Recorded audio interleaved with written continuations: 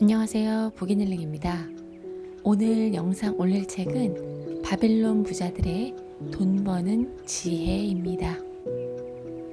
지은이 조지 클레이슨 1874년 미주리 루이지애나에서 태어났다. 네브래스카 대학을 졸업하고 미국, 스페인 전쟁에 참전했다. 퇴역 후에는 콜로라도 덴버에서 클레이슨 지도회사를 설립하고 미국과 캐나다의 도로 지로를 최초로 만들었다. 1926년 클레이슨은 자신의 성공 경험을 바탕으로 고대 바빌론의 우화 형식을 빌려 글을 쓰기 시작했다. 그가 쓴 절약, 금융, 재테크에 관한 글은 은행과 보험업계에서 선풍적인 인기를 끌었다. 그의 글은 수많은 사람들에게 금융 지식을 일깨우며 불멸의 스테디셀러가 되었다. 저자 서문. 국가의 번영은 국민 개개인이 얼마나 잘 사느냐에 따라 결정된다. 이 책은 개인의 성공을 다룬다. 여기서 성공은 각자의 노력과 능력으로 이룬 성취를 뜻한다. 성공의 열쇠는 적절한 준비에 달려있다. 열심히 준비한 사람이 성공한다는 뜻이다. 그러기 위해서는 먼저 금융 원리를 이해해야 한다. 그래야 생각할 수 있고 생각해야 행동할 수 있기 때문이다. 이 책은 당신이 행동할 수 있도록 금융 원리의 이해를 돕는 지침서다. 당신의 얄팍한 지갑을 두툼하게 만들 방법을 알려준다. 성공을 꿈꾸는 사람이 돈을 벌게 해주고 벌어들인 돈을 지키고 그렇게 지킨 돈이 다시 돈을 벌어들이도록 도와준다. 이 책에서 우리는 고대 바빌론으로 떠난다. 고대 바빌론은 오늘날에도 전 세계적으로 널리 사용되는 금융 원리가 시작된 곳이다. 이 책을 읽고 은행 계좌가 불어나고 경제적 성공을 거두고 경제적 문제 해결에 도움이 되었다는 독자가 많다. 저자로서 무척 기쁘고 감사한 일이다. 바빌론은 고대 세계에서 가장 풍요로운 도시였다. 그 시대 바빌론 사람들이 가장 부유했기 때문이다. 바빌론 사람들은 돈의 가치를 제대로 알고 있었다. 금융 원리를 실천하여 돈을 벌었고 번 돈을 지키고 그 돈으로 더 많은 돈을 벌었다. 모두가 원하고 꿈꾸는 미래를 위한 수입원을 만들 줄 알았던 것이다. 제1장 황금을 꿈꾸는 사나이. 경제적으로 여유 있는 삶을 누리며 살고 싶다는 욕망이 죄는 아니다. 오히려 권장하고 가져야 할 욕망이다. 부자가 되고 싶다는 욕망을 가져야 한다. 욕망은 당신을 움직이게 만든다. 욕망이 없는데 노력할 사람은 없다. 가지고 싶다고 생각했을 때 가지려고 노력하는 법이다. 부도 똑같다. 부자가 되고 싶은 사람만이 부자가 될 수 있다. 부자가 되고 싶다는 생각을 해본 적이 있는가? 없다면 지금 이 순간부터 생각하라. 모든 것의 출발점은 생각이다. 부자가 되고 싶다고 생각한 오늘이 바로 부자로 가는 출발점이다. 제2장 바빌론 최고의 부자. 바빌론에 아카드라는 부자가 살았다. 아카드는 엄청난 부를 쌓았고 바빌론 방방곡곡에 명성이 널리 퍼졌다. 아카드는 누구에게나 자애롭고 관대한 사람이었다. 가난한 사람들에게 아낌없이 베풀곤 했다. 그의 재산은 계속 늘어났다. 어린 시절 친구들이 그를 찾아왔다. 아카드, 자네는 운이 좋았나 보네. 우리가 먹고 살려고 바둥거리는 동안 자네는 바빌론 최고의 부자가 되었으니 말이야.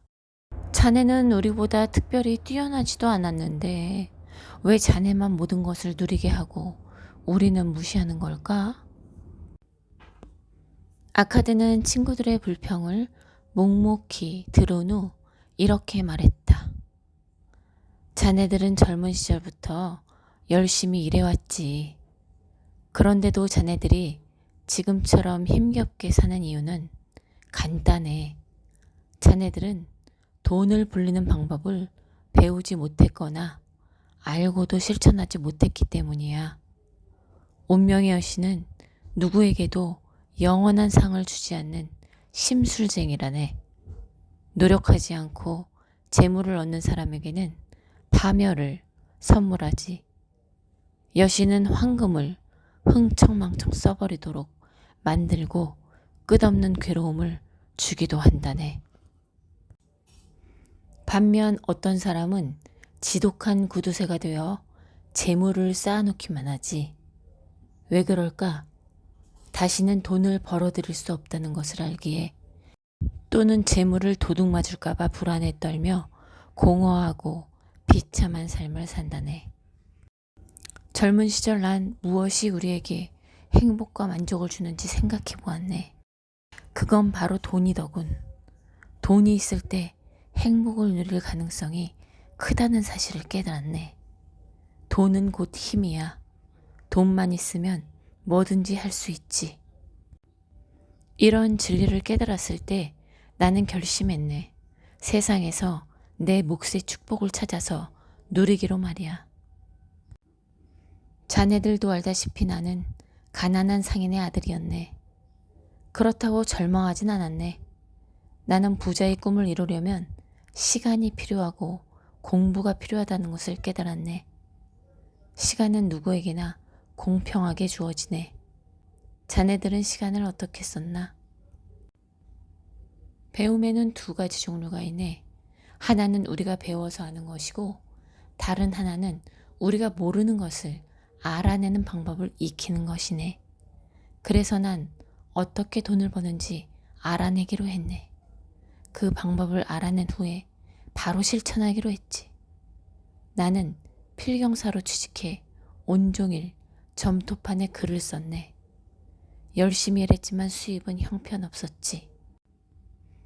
그러던 어느 날 대금업자 한 사람이 찾아왔네. 그는 9번째 법을 필사해달라며 이렇게 말했네. 이틀 안에 완성해주게. 그때까지 마치면 동전 2냥을 주겠네. 나는 부지런히 필사했네. 하지만 양이 너무 많아 제 시간에 마치지 못했지. 그는 노발대발하며 화를 냈다네. 내가 그의 노예였다면 나는 흠씬 두들겨 맞았을 거야. 하지만 그도 노예가 아닌 자유인에게 손을 댈 순 없었지. 나는 그에게 제안했네. 어르신은 부자입니다. 제게 부자가 되는 방법을 알려주세요. 그러면 밤새도록 필사해서 내일 아침까지 9번째 법을 완성해 놓겠습니다. 그는 미소 지으며 대답했네. 당돌한 젊은이로군. 그렇게 하세. 이것도 거래라면 거래니까. 약속대로 완성했습니다. 이제 부자 되는 방법을 알려주세요. 자네가 약속 지킨 것처럼 나도 약속을 지켜야겠지. 자네가 알고 싶어하는 것을 말해주겠네. 나도 이제 늙은이가 됐어. 늙은이는 이야기하는 것을 좋아한다네. 세월을 겪으며 깨달은 지혜를 알려주고 싶거든. 하지만 젊은이들은 노인의 이야기를 고리타분하게 생각하고 듣기 싫어하지. 잊지 말게. 오늘 빛나는 태양은 자네 아버지가 태어났을 때도 빛났고 자네 손자가 죽음을 맞이할 때도 빛나는 법이라네. 부자가 되는 방법은 간단하네. 버는 돈보다 덜 쓰고 번 돈의 일부를 저축하게. 그러면 언젠가 부자가 되네. 그럼 제가 번 돈을 모두 저축하면 어떨까요?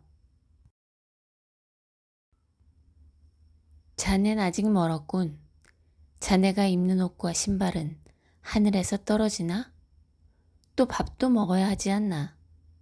돈을 쓰지 않고 바빌론에서 살 수 있나? 지난달 자네 월급은 어떻게 했나? 작년은 또 어떻고? 자네 바보인가? 다른 사람에게 돈을 지불하지 않고 세상을 살아갈 수 없다네. 결국 자네는 다른 사람들을 위해 일하는 셈이지. 먹을 것, 입을 것을 주는 주인을 위해 일하는 노예처럼 말이야. 오늘부터 자네가 번 돈의 10%를 저축하면 10년 후에는 얼마를 모을 수 있을까? 부자가 되고 싶다면 자네가 모은 돈이 자네를 위해 일하도록 만들어야 하네. 부자가 되는 방법은 이것뿐일세. 1년이 지났을 때 어르신이 찾아와 물었다. 자네 지난 1년 동안 내가 말한 대로 번 돈의 10%를 저축했나? 네, 저축했습니다. 그래, 그 돈으로 무엇을 했나? 벽돌공한테 줬습니다. 페키니아로 여행을 간다고 하길래 진귀한 보석을 사오라 했죠. 돌아오면 보석을 비싸게 팔아 이익을 나누기로 했어요. 어르신은 버럭 화를 내며 이렇게 말했다. 꼭 당해봐야 깨닫는 건가? 벽돌공이 보석에 대한 지식이 얼마나 있을까? 빵장수에게 가서 점을 치는 것과 뭐가 다른가? 1년 동안 자네가 모은 돈은 모두 허사가 됐네. 실망하지 말고 다시 나무를 심고 새로 시작하게. 그리고 보석에 관해 조언을 얻으려면 보석상을 찾아가고 양에 대해 알고 싶으면 양치기를 찾아가게. 저축이 뭔지도 모르는 사람에게 저축에 대한 조언을 구하지 말게. 그런 사람의 말을 들으면 자네가 애써 모은 돈을 모두 탕진하게 될 걸세. 그렇게 1년이 지난 어느 날 어르신이 찾아와 말했다. 그동안 잘 지냈나? 얼마나 많은 발전이 있었나? 네, 저는 그동안 착실하게 돈을 모았습니다. 그리고 그 돈은 방패를 만드는 사람에게 빌려주었습니다. 넉 달마다 이자를 받고 있습니다. 잘했네. 이자로 받은 돈으로 뭘 하나? 꿀을 사고 고급 포도주와 맛있는 빵을 즐기고 있습니다. 화려하고 멋진 옷도 한 벌 샀고요. 언젠간 제가 탈 당나귀도 살 겁니다. 허허, 자네는 부의 나무에서 자란 열매를 모조리 먹어치우고 있구먼. 그 열매가 자네를 더 빨리 부자로 만들어 줄 수 있다는 생각은 안 하나? 그 열매가 자네를 위해 일하도록 하게. 그러면 나중에 멋진 잔치를 마음껏 열 수 있을 것이네. 그 후 2년 뒤 젊은이 자네가 꿈꾸던 부자가 되었나? 어르신은 말했다. 아직 원하는 만큼은 아닙니다. 하지만 어느 정도 돈을 모았습니다. 그 돈은 저를 위해 일하고 있습니다. 점점 불어나고 있습니다. 내가 가르쳐 준 대로 잘하고 있군. 내가 가르친 것은 3가지네. 첫째, 버는 돈보다 덜 쓰는 것. 둘째, 그 분야에 경험이 많은 사람에게 조언을 구하는 것. 3번째, 돈이 자네를 위해 일하도록 만드는 것이지. 나도 늙었네. 그런데 내 아들들은 돈 쓰는 것만 생각하고 버는 것에 관심이 없어. 혼자서 많은 재산을 관리하기가 버겁다네. 자네가 나를 도왔으면 좋겠어. 자네가 내 땅을 관리해 준다면 자네를 내 동업자로 삼고 내 재산 일부를 자네에게 주겠네. 제3장 얇은 지갑을 가득 채우는 7가지 비결. 부자가 되고 싶은가?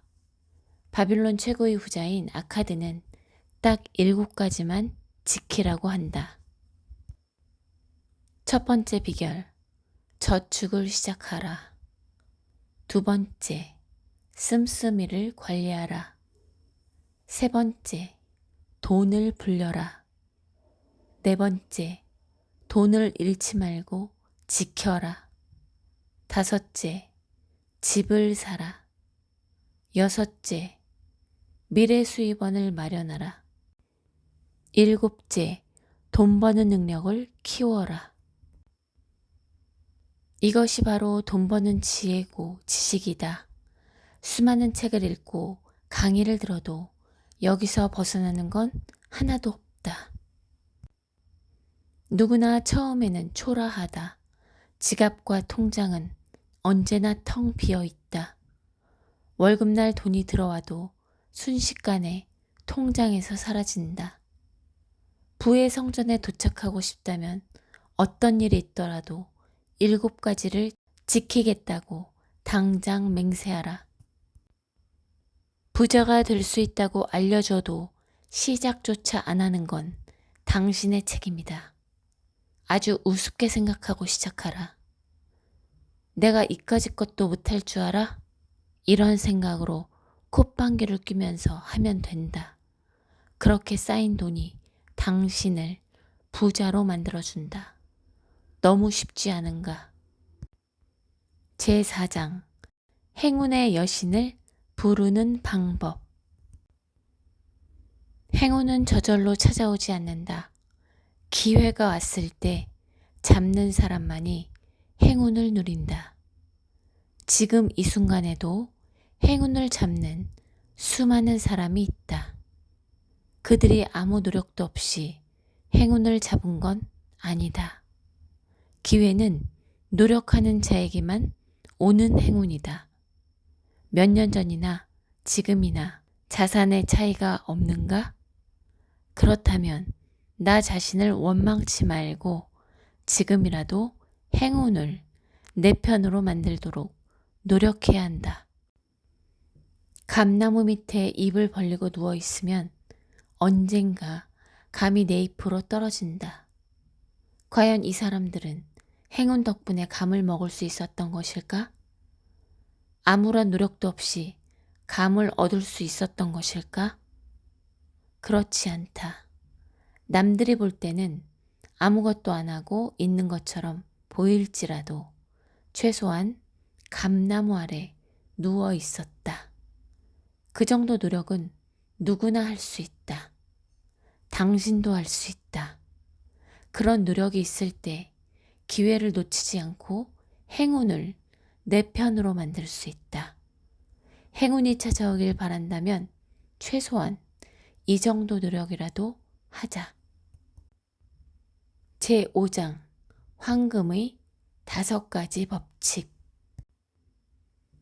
부자는 언제나 지금보다는 더 먼 미래를 위해 노력한다.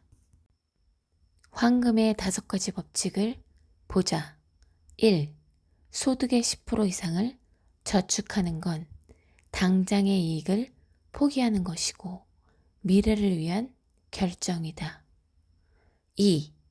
저축한 돈은 스스로 일하면서 당신의 자산을 불린다. 3. 부하내동하지 말고 신중하게 투자하라. 4. 모르면 가만히 있는 게 낫다. 배운 후에 움직여라.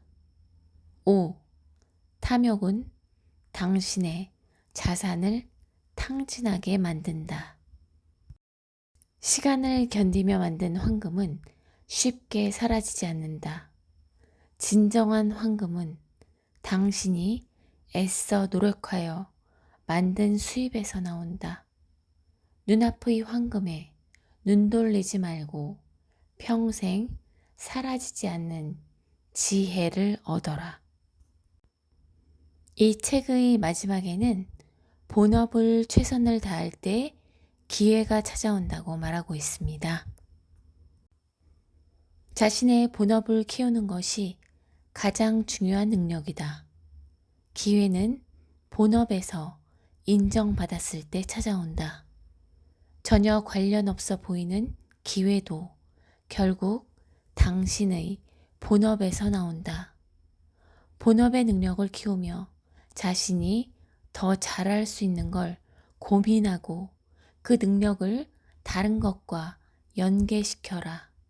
그러면 기회를 잡을 수 있다.